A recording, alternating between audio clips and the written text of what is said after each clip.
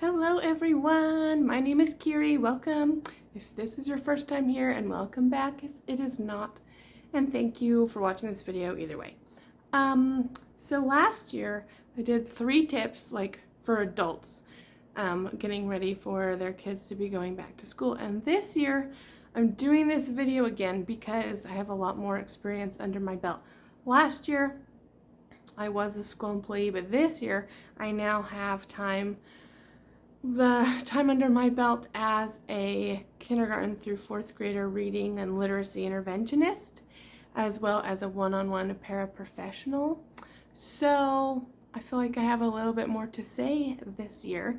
So if you are concerned about getting your child excited and ready to go back to school this year, then this video is for you. There's the obvious things that will help parents and kids be more prepared for going back to school. The obvious things of if you're going to get new school clothes, getting that shopping done early and making it fun and exciting, something that makes school seem like a positive experience for your kids. But if that's not something you do or can afford, maybe you're just trying to figure out how you can buy the school supplies list that the teacher sent out this year, and that is already stressful enough. But we're not going to talk about either of those things today because those are the obvious things, and everyone's situation is different when it comes to that.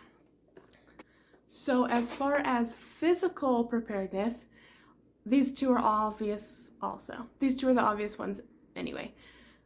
Sleep and diet, because kids' whole routines are way off in the summer, and that's part of the magic and fun of summer, is that you can stay up late and go play with your friends and eat ice cream and whatever. But trying to get back to a healthy diet that includes some protein to start their day, because that will help with learning and emotional regulation when they're at school. So getting in the habit of starting with a good protein breakfast. Also getting back to the sleep schedule, which is the hardest. This is hard for adults to even do. Twice a year, if you live in an area of the US, which is most of the US, that does daylight savings time on and off, twice a year we adults know that that's coming, and we still don't do what we should to prepare our bodies for the sleep change 2 weeks in advance. So if you can try and do it for your kids, there's no worse way to start a new school year than being tired and cranky and not wanting to get out of bed and rushing to school. Let's skip the obvious things. Let's talk now about emotional preparedness, especially if you have a child who struggles with school and just does not want to be there. But honestly, for anybody, even kids who like it, each new school year there's some aspects that are unknown and unfamiliar, and kids can be a little nervous. So talking with your kids and letting them really know what to expect. I think sometimes we kind of don't want to tell our kids certain things because we're well, they're not going to want to hear about that. Or you don't want to remind them about something that happened last school year or whatever that wasn't pleasant. But if we can let them know what to expect and talk through things with them beforehand, I think that is something that will really help. Specifically, 2 things to talk about before school starts. So this is for any kid. If they're just starting kindergarten, or if they are going into 3rd grade even, but they haven't really enjoyed school and you don't know how this new year is going to go for them, start with 2 topics of conversation with your kids before school starts. The first one is the positive things, what did they enjoy about school last year, or if they haven't gone to school yet, what do you think they're going to find fun and exciting? And talk about those fun things, that's something you can expect. You can expect to have some fun and do things that you enjoy, and see your friend you maybe didn't get to play with in the summer or whatever. Build up those fun things and remind them about what can be good and exciting about school, and have them share some things that they liked with you as well, so that they're sharing in the conversation. They're jogging their own memory about, oh yeah, you know what, this day was actually really good because we did this or that. And having them pull from their own memory is actually something that will really help their nervous system. It gives their own nervous system some evidence of, oh yeah, that day was good. And then the second topic is totally the opposite. What are some things that they're nervous or worried about? What are some aspects of school that they didn't enjoy or you think they won't enjoy? And talk to them about how they really feel about that. And what are some strategies that you could do to help together to help them cope with those things? And let them really have a say and really talk to you about their feelings. It doesn't matter how big or small it might seem to you what they're nervous about or what was an unpleasant experience before. Just talking about it and letting them share goes a really long way. I'm sharing that from even just from my small time as a paraprofessional one-on-one aide last year, this cutie little first grader pants. And when he would be upset about something, once he was willing to talk about it, and then it's like, oh, well, now I understand why that was bothering you. And then we can come up with something to help with that in the future instead of just him feeling miserable. I think, and this is just from my experience being a child that struggled at school, I think a lot of the time, just because it is like the law to kids have to go to school, and most people don't homeschool. Most kids are in a public school setting, or at least outside of their home setting. And so the world just kind of thinks, well, because that's how it is, then that's just the norm, and it's okay for a one size fits all situation. And it's really not. Some kids really actually are going to struggle with that. And when it's something that they do have to do, it's not something that they have a choice or a way out of, and B, they're too little to have the skills to necessarily regulate their emotions or even know how to articulate to another adult who could help them. But they don't even know how to say what they need or what they're feeling to another adult sometimes. And so it can just be like they're just feeling trapped and they don't know how to get out of it. And parents too. Then if your kid is struggling, you might feel trapped because it is the law for your kid to be at school. And so you're like, what do I do? I think if we would just as a society kind of recognize this more, that just because school is the norm for the entire country and most of the entire world, it doesn't mean that every kid's just gonna go and fit right into the mold and have a great time and learn so much. That might not happen. And we need to recognize it and be willing to have some more strategies for the children and for the parents. And because honestly, it is okay to ask for help. I think that's the main thing. Sometimes students and parents and teachers are all going to end up needing more help than maybe they even thought they did. And it's okay to ask for help.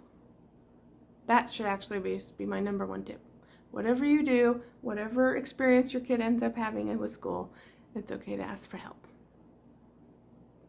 So along with that, when you're meeting your kids' teachers, it's totally fine to share with the teacher, my kid struggles with this or that aspect of school, but they really enjoy this or that aspect of school. So these are some ideas that I have that could be helpful, and then you could even ask them what their ideas if they're an experienced teacher. Maybe they have had a kid who's had the similar struggles, and you guys can talk and work together. I think there needs to be more of that too. It's like back to school night is all fun, and you go meet your teachers, and it's just like, hey, this is my kid, this is their name. Okay, bye. It's okay to totally take some initiative and say, this is what my kid is gonna need. I would think if I were the teacher that I would actually appreciate that. Like a heads up, oh, I know I need to give this kid this thing to help them, instead of just starting school and you're getting to know all the kids and it's like, what's going on in that poor kid's head over there? Especially if there's anxiety and that feeling of being stuck and trapped, having a say in things can be huge for a kid. So as much as you can about getting ready to go to school, learning, letting them have as much say in as many decisions as they can make about their day and how it's going to go, I think is also really important. And obviously there's a lot of areas where that's just not practical, but even if it's one day you're just actually I was gonna do this for breakfast, but let's pick something, just a little thing where they woke up and they're getting ready for their day and they're like, hey, I had some autonomy, I had a say in what was happening to me today. Because a lot of the times it's just get up, get ready, get out the door, and the first thing on their mind is having to go to school then. And if that's something that's hard for them, that's a hard way to start the day, and it can end up building into something worse. that is also from my own personal experience, even as an adult, with anxiety. I have definitely felt that before. I felt like trapped in a job and trapped in like I have to do this, and getting up in the morning, first thing I do is get ready to go to that place, to go to work, whatever. It's like crippling sometimes, and completely like to the point where it's like, this is impossible. I cannot go on like this. That's an adult feeling like that. So I can imagine how it is the younger the kid is, again with like less skills to verbalize what's going on in their head and to regulate their emotions. So as much say in how their day gets started and what's happening in their world as you can find ways to incorporate that as possible.